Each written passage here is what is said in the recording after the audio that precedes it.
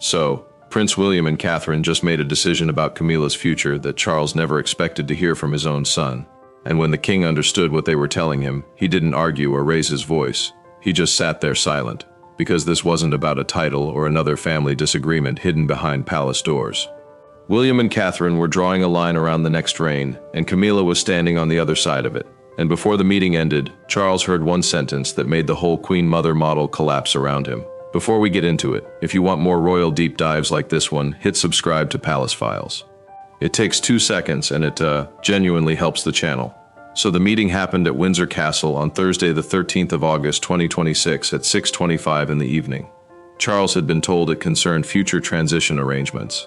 That's the kind of dry phrase that usually means staffing, diaries, continuity, nothing explosive. Then he walked into the private sitting room and saw William and Catherine waiting.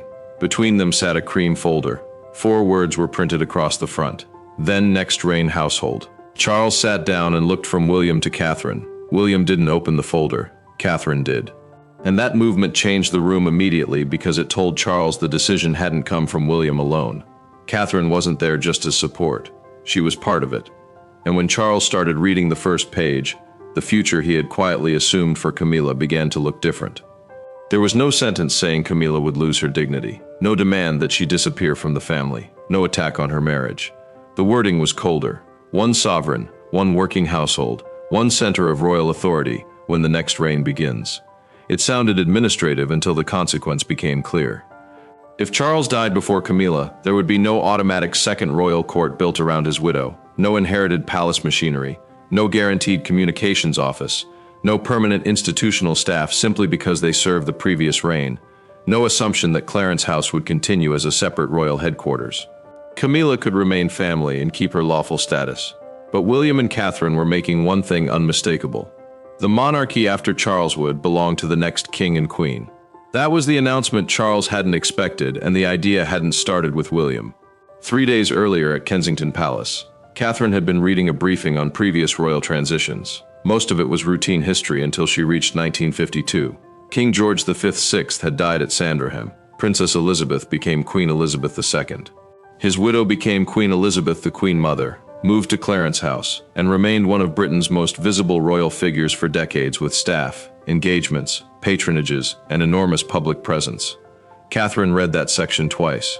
Then she noticed the phrase that changed everything: Queen, Mother, President.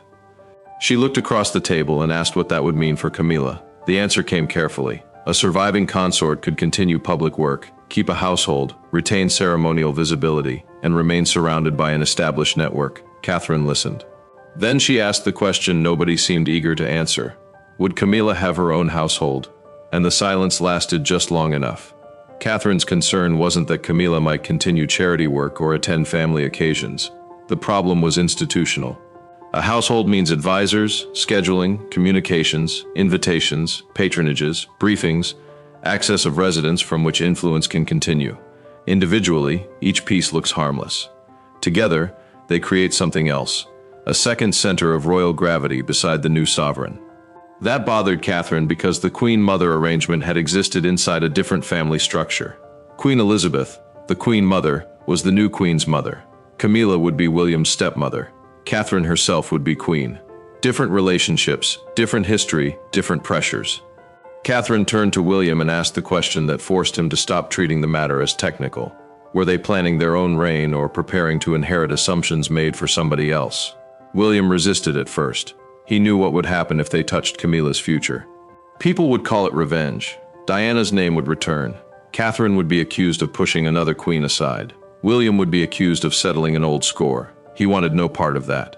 Then Catherine said something he hadn't expected. If the rule looked personal, make it apply to her too.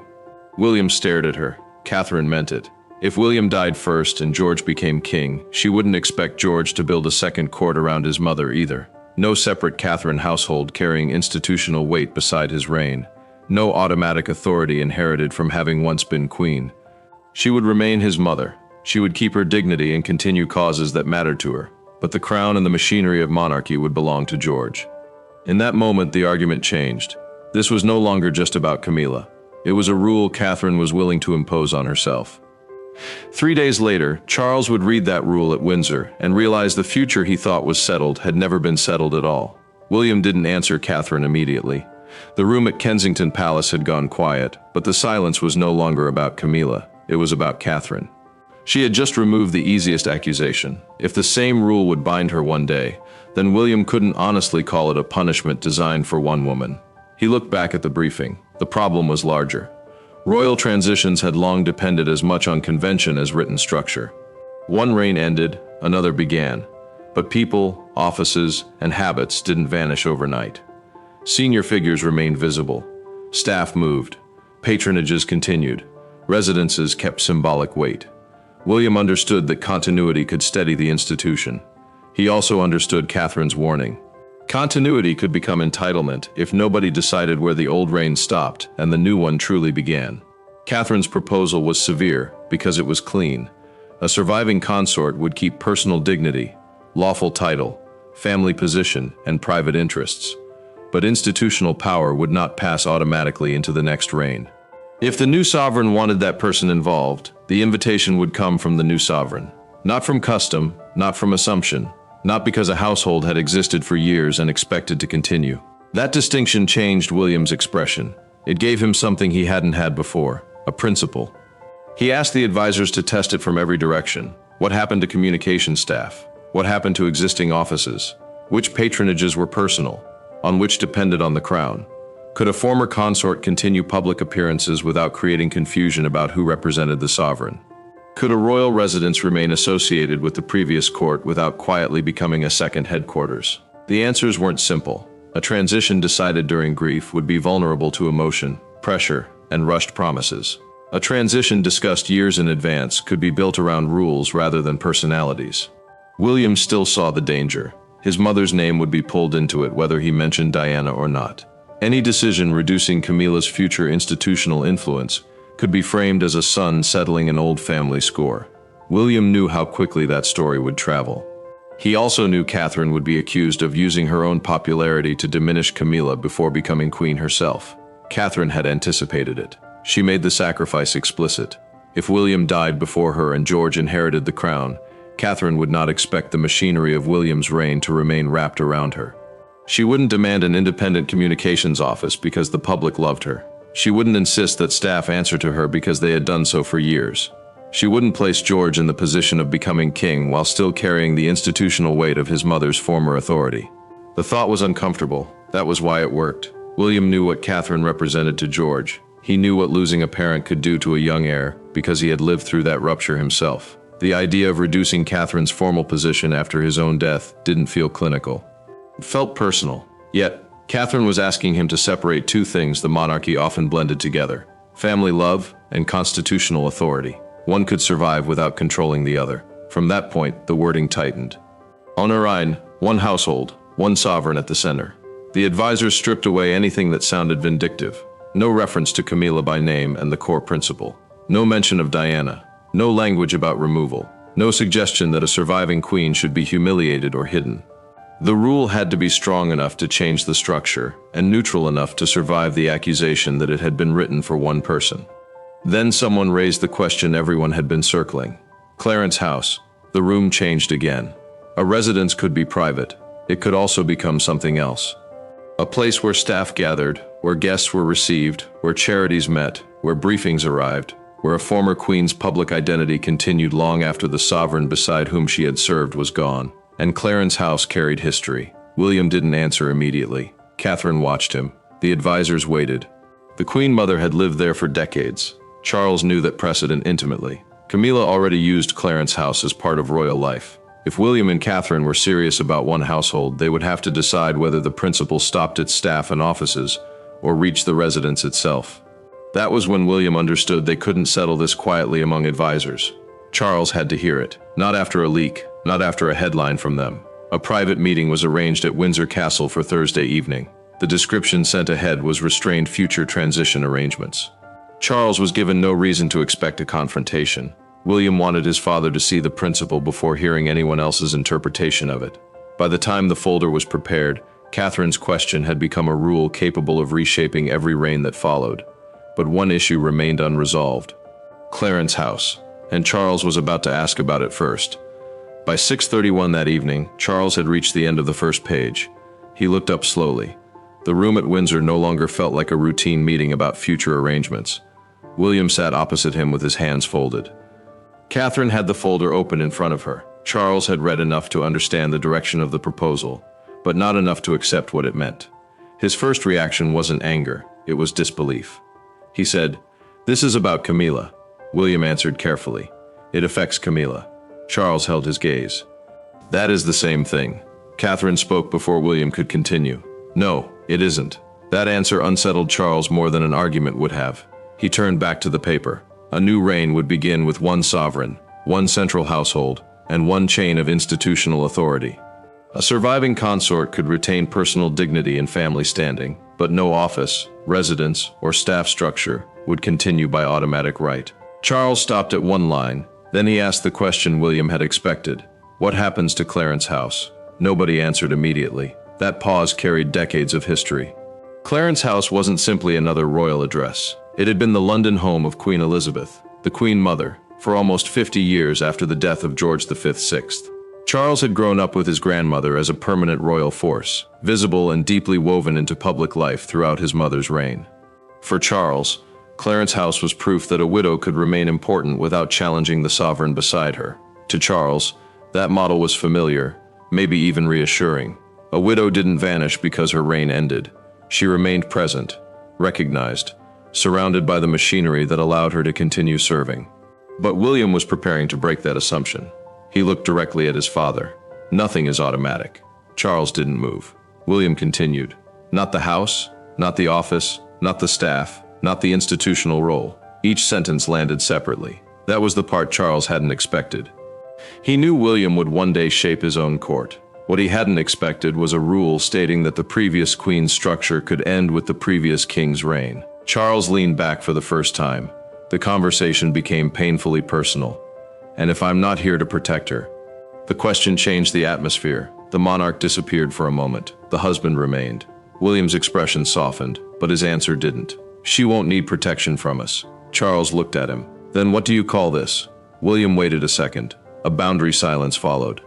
Charles had spent decades waiting for the crown, and now his son was asking him to imagine the day when that crown had already passed on. He was being forced to picture Camilla alive with Adam inside a monarchy that no longer belonged to their household. Charles turned toward Catherine.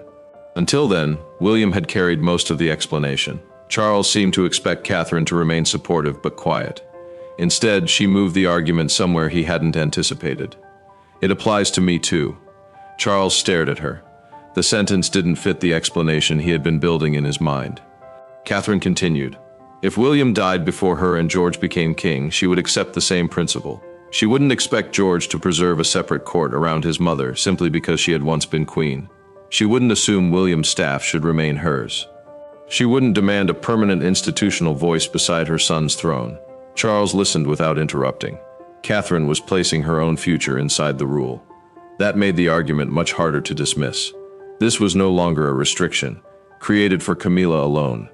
It was a limit Catherine was willing to live under herself. Her point was simple.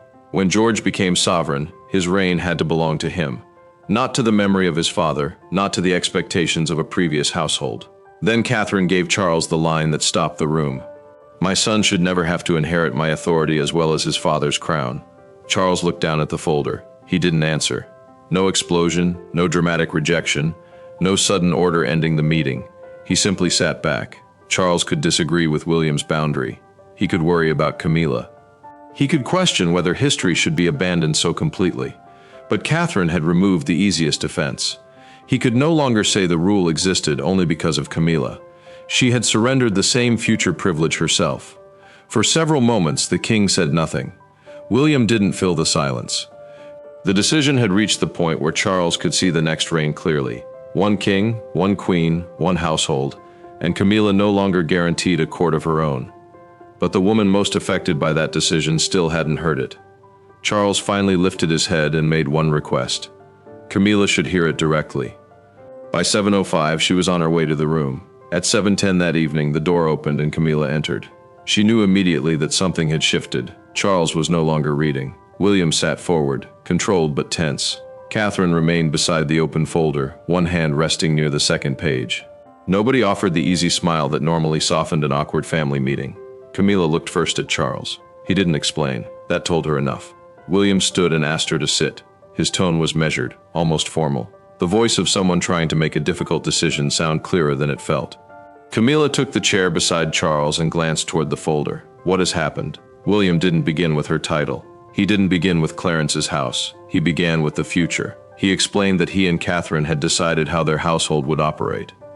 When the next reign eventually began, there would be one sovereign at the center of the institution, supported by one principal working household. Other members of the family could remain active, respected, and visible, but no second court would continue automatically beside the new king. Camilla's face changed. She understood the implication faster than William expected, meaning yours. William corrected her quietly, meaning the king's. The distinction was deliberate. William wasn't presenting the arrangement as a personal victory over her. He was trying to separate the man from the office. Whoever wore the crown would control the household attached to it. Camilla looked at Catherine, then back to William. And me? The question was shorter than everything that had come before it. Catherine answered first. You remained family. Camilla held her gaze, but not royal. Catherine didn't move. That is not what was said. William stepped in before the exchange could harden. Camilla's lawful status wouldn't be erased by a change of reign. She could continue personal charitable interest. She could attend family occasions. She could appear publicly when invited by the sovereign. Respect didn't end because Charles's reign ended, but the automatic machinery would. That was the dividing line. Camilla listened without interrupting, as William described it in practical terms. Staff who served the reigning household would answer to the reigning sovereign. Communications would come through the new court. Official representation would depend on the king's invitation. Residences connected to royal work would be reviewed rather than assumed permanent by precedent. Nothing was being seized in that room. Nothing was being promised either, and that uncertainty was what Camilla found hardest. She turned toward Charles. So the moment you were gone, I disappear. Charles looked at William before answering, but William spoke first. No. Camilla waited. William explained that disappearing and losing automatic institutional authority were not the same thing. A former queen could remain part of national life without operating a court beside the sovereign. She could be present without becoming a second source of official direction. Then he gave the sentence that brought the whole proposal into focus. Family is not the same as government. Camilla went still. For years, her public identity had been built around service beside Charles. Engagements, patronages, receptions, causes, staff briefings, ceremonial appearances. The proposal didn't erase those years, but it refused to guarantee that the structure supporting them would survive, Charles automatically. That was a much quieter loss and perhaps a more difficult one to argue against. Camilla looked again at Catherine. The tension between them hadn't disappeared, but something in Catherine's expression made her hesitate. There was no satisfaction there, no sense of victory. Catherine understood exactly what the rule could cost because she had already placed herself beneath it. She told Camilla that if William died first and George became king, she wouldn't ask her son to preserve a separate Catherine household around her. No independent court, no inherited command over staff, no permanent institutional voice beside George simply because she had once been queen. Camilla's expression changed again. This time the resistance weakened. Catherine wasn't demanding a sacrifice she intended to avoid herself. That mattered. The room became quieter. Charles watched his wife. William watched his father. Catherine kept her attention on Camilla, allowing the implication to settle without trying to soften it. For the first time since entering, Camilla stopped asking what she would lose. She began asking what the rule actually was. Was it written only for widows of kings? Would it apply to every future consort? Could a later sovereign simply reverse it? William glanced toward Catherine, then toward the folder. Those were the questions they had expected, and they had prepared an answer. Camilla believed she had finally reached the end of the announcement. She hadn't. William turned the first page over and revealed a second sheet beneath it. At the top was a heading Camilla hadn't seen before, the one court principle. And beneath that heading was a list of names and future situations that made one thing suddenly clear. This rule was much bigger than Camilla or the single reign. The second sheet changed the scale of the meeting. Camilla had expected to find her name at the center of it. Instead, the language moved beyond her completely. The principle would apply to every surviving consort who came after the reigning sovereign. Catherine was listed. So was the future spouse of George. Even Charlotte's future position was covered if circumstances ever placed the crown on her head. This wasn't a private arrangement for one difficult transition. It was a succession rule. The meaning was immediate. When one reign ended, the institutional household ended with it. The next sovereign could invite a former consort to continue public duties, retain selected patronages, appear at major events, or support causes connected to the crown. But none of those roles would continue simply because they had existed before. Authority would have to be renewed. Camilla read the page more slowly than the first. That detail mattered because the second sheet removed the argument she had been preparing. She could no longer say the proposal isolated her. Catherine had already accepted it. Future consorts would face it. The structure was designed to survive the people currently sitting in the room. Charles understood that too. The question was no longer whether his wife deserved respect after his reign. The question was whether any former consort should carry an independent institution into the reign of the next sovereign, and William had already asked someone else. Days before Windsor, he had taken the principal privately to Princess Anne, and Anne had spent her entire life inside the monarchy. She had watched one reign end, another begin, and another transition take shape. She remembered the Queen Mother not as a photograph from history, but as a living force inside the family. Clarence House had been full of activity. The Queen Mother remained visible, popular, and deeply established. William wanted to know whether ending that model would weaken continuity. Anne's response was brief. Different reign, different family. William pushed once more. Did she agree with the principle? Anne didn't turn the question into a judgment on Camilla. That was precisely why her answer carried weight. She focused on the crown. The next king had to be allowed to be king, nothing more. That distinction protected Anne's point. Loyalty to a former queen could remain personal, warm, and visible without becoming a second chain of command. Respect could survive. Influence could survive. Automatic authority didn't have to. No speech about old grievances, no attack, no emotional score settling. Anne treated the issue as structure, and that gave William something he needed. The idea could survive outside the emotions surrounding Camilla. Back at Windsor, William explained that the principle wasn't intended to erase history. It was intended to prevent history from becoming an automatic command. The Queen Mother model had worked in its time. That didn't mean every future reign had to reproduce it. Charles looked again at the names on the second page. Maybe for the first time that evening, he wasn't reading as Camilla's husband. He was reading as a sovereign, looking at a rule that could shape George and possibly generations beyond him. The room had moved far beyond one residence. It had moved beyond Clarence House. Now it was about whether the monarchy should carry old centers of authority forward indefinitely, or reset around the person who actually inherited the crown. Inside the room, Camilla had one more question. Could a future king reverse the principle? William's answer was careful. A sovereign could always shape the household of his own reign. That was the point. The document wasn't designed to control George from beyond William's lifetime. It was designed to establish an expectation that no previous household possessed an automatic claim over the next one. That distinction softened nothing. If anything, it made the proposal stronger. Camilla could remain important because a future king chose to include her. She couldn't claim importance because President forced him to. Charles closed the second page for several seconds. Nobody spoke. Then the meeting began to break apart. Camilla rose first. Catherine followed. There was no dramatic farewell, only the strained politeness of four people who understood that something fundamental had just been placed on paper. William expected his father to end the meeting there. Charles didn't. As Catherine reached the door, Charles asked William to stay behind. Camilla turned once, then continued out with Catherine. The door closed. Father and son were alone, and Charles was no longer interested in asking about Camilla. His next question was about Catherine. The door closed behind Catherine, and for the first time that evening, Charles and William were alone. There was no folder between four people now. No advisors, no careful explanations built for everyone in the room. Just a father looking at his son across the table with one question left that had nothing to do with Camilla. Charles asked whether William had truly thought about what the same rule could one day mean for Catherine. William answered without hesitation every day. The reply changed the tone again. Charles had spent most of the meeting worrying about the woman beside him and the future she might face without him. Now he was forcing William to imagine the same absence from the opposite direction. A reign ending early. George inheriting before anyone wanted him to. Catherine still alive, still loved, still carrying years of public service, but no longer at the center of the institution she had helped lead. Charles Preston. Could William really accept that? Could he imagine Catherine stepping away from the machinery of the crown without resentment, without a separate household built around everything she had once represented?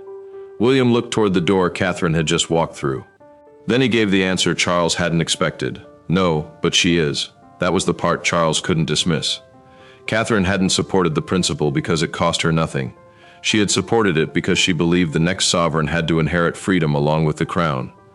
If that sovereign was George, then even his own mother wouldn't be allowed to become a permanent second center of royal authority simply because the public adored her. Charles sat with that. The argument had started with Camilla. It ended with Catherine, and that was why the decision held.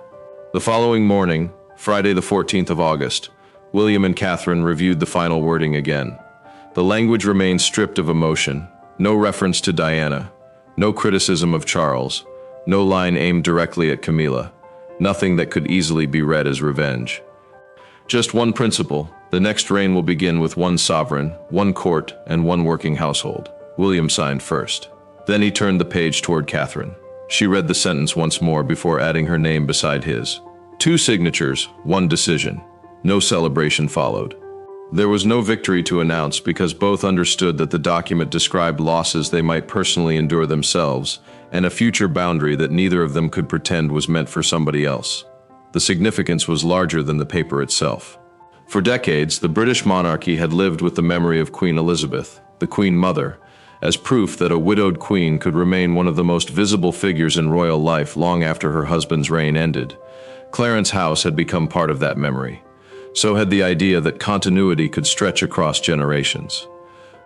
William and Catherine were choosing something different. Camilla could remain Charles's widow. She could remain part of the family. She could continue causes that mattered to her and appear where the sovereign chose to include her. But she wouldn't automatically carry the institutional structure of Charles's reign into William's. And Catherine had written herself into the same future. That was the detail that changed everything, because if William died first, popularity wouldn't exempt her. History wouldn't exempt her. Her years beside the king wouldn't automatically create a second court beside George. The rule would still stand. One reign, one sovereign, one household. Charles had entered Windsor believing the meeting was about staffing. He left having seen the monarchy after him. That was why the silence mattered, not because he had lost an argument in a room. Because for a few minutes he had been forced to picture a future in which his own authority had ended. William's had begun, and Camilla's place inside that future would depend on the next king rather than on promises made during his own reign. And that question isn't finished, because one major detail still sits underneath the entire decision. Clarence House, the residence Charles asked about first, and the question William never answered in full. If there is only one court who controls Clarence House when the next reign begins, that single answer could decide whether this principle remains words on paper or becomes the most visible break with the Queen Mother era sub.